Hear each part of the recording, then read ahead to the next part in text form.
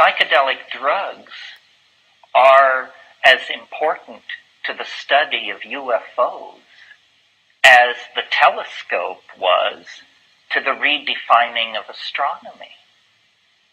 You can meet the alien.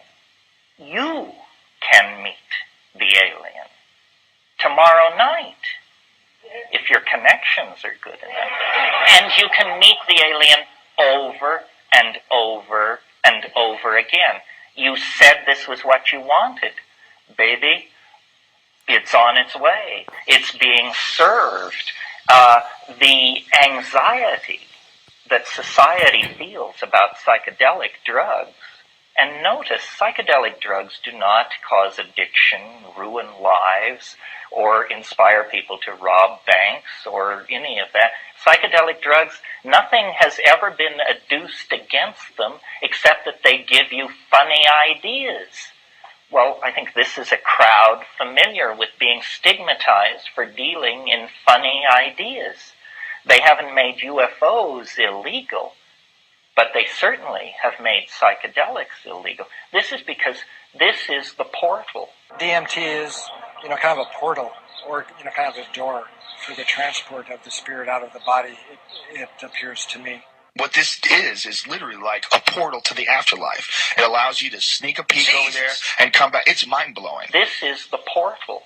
The secret is out. It isn't going to be a top-down revelation. It isn't going to come on McNeil Lehrer or the cover of Time. There will not be an announcement from the White House press office. Anybody who has that vision of how it works has completely given away their own power. You are not to be a consumer of the UFO. It is not for your amusement. It is for your transformation. And you can play the game of waiting with the uninitiated, or you can simply go look at the end of the movie. Shamans have been doing this for at least probably 100,000 years. And it's a process of opening to an experience, not an ideology. It's not an ideology. It's an experience. Now you need to just take it one vibratory level over and cut your teeth on what we've been putting up with for years, which is these alien entities that are so easily contacted and dealt with through the intercession of the psilocybin and DMT family of compounds. I want to describe my DMT experience just to let you know how alien it is, and then we can discuss this a little. DMT, which is a near relative of psilocybin. Psilocybin I mentioned, 4-phosphoryloxy-NN-DMT. Now I want to talk about NN-DMT. This is a compound, the commonest hallucinogen in nature. Note that, because if an alien were spreading hallucinogens around, this would be the one to look at. It's the commonest one. You smoke it. It only lasts 3 to 7 minutes. Not long, folks. Anybody can invest 3 to 7 minutes, I would think, in an experiment which might alter your complete ontology. What happens when you smoke DMT? There is a mandalic pattern which forms, which is identifiable as what pharmacologists call preliminary hypnagogia. It just simply means that the brain-mind system is saying, yes, exotic indoles are arriving at the synaptic receptors in unexpected numbers. Yes, we are monitoring this situation. Yes, yes, yes. Okay. That goes on for about 30 seconds, and then you are propelled through it into a place. A place, not a state of mind.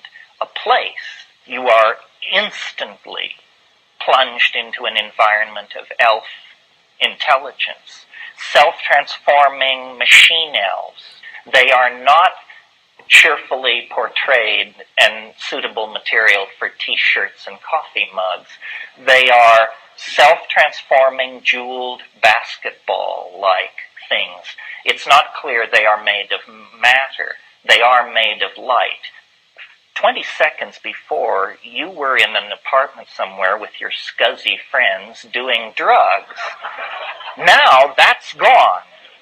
And you are in this place being confronted by these entities. And one of the things they do that's quite disconcerting is they come jumping up or dribbling up to you, and then they will sort of vibrate in place. Then they jump into your chest. Then they jump back out. But the main thing is they are doing something. They use a language which you can see. They can condense meaning before your very eyes. For them, syntax is not acoustical rules. It's pictorial rules. And they are doing this. They will scramble forward, elbowing each other, jumping up and down, very excited, and they say, look at this.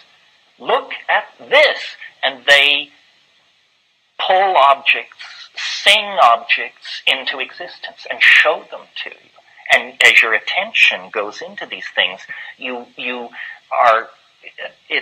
the emotion is indescribable. These objects are made of gold, ivory, smaragdine, chalcedony, beryllium, terbium, flesh, gold, blood, heat, tears, and it's all changing, morphing as you look at it. And as you look at this, you have, without an iota of doubt, the conviction, if I could bring this thing across, it would end human history.